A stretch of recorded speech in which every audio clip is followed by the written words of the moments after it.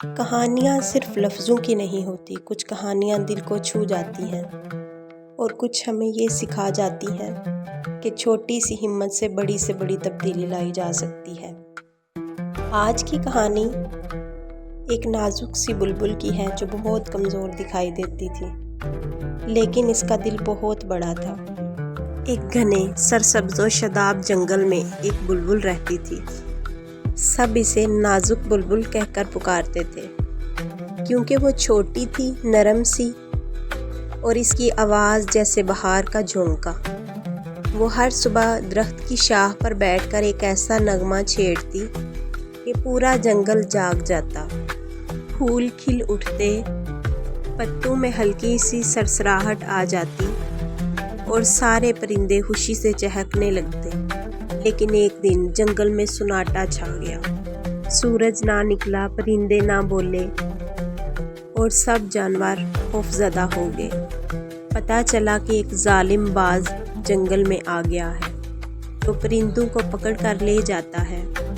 سب نے مل کر فیصلہ کیا اب کوئی بھی آواز نہیں نکالے گا، شاید باز چلا جائے۔ نازک بلبل بھی خاموش ہو گئی، لیکن اس کا دل ہر صبح گانے کو تڑپتا۔ 2 دن ایسے ہی گزر گئے۔ پھر تیسرے دن ایک ننھا سا خرگوش بیمار ہو گیا۔ وہی خرگوش جو بلبل کا گانا سن کر خوش ہوا کرتا تھا۔ بلبل نے جب اس کی اداسی دیکھی تو خاموش نہ رہ سکی۔ اس نے شاخ پر بیٹھ کر اپنا میٹھا نغمہ چھیڑ دیا۔ اس کی آواز پورے جنگل میں مہکنے لگی، پھول کھلنے لگے۔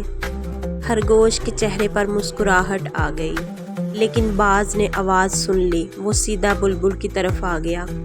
سبھی جانوروں کا دل ہلنے لگا، مگر جیسے ہی باز بلبل کے قریب پہنچا، اس نے آواز سنی، رک گیا اور خاموشی سے بلبل کو دیکھنے لگا۔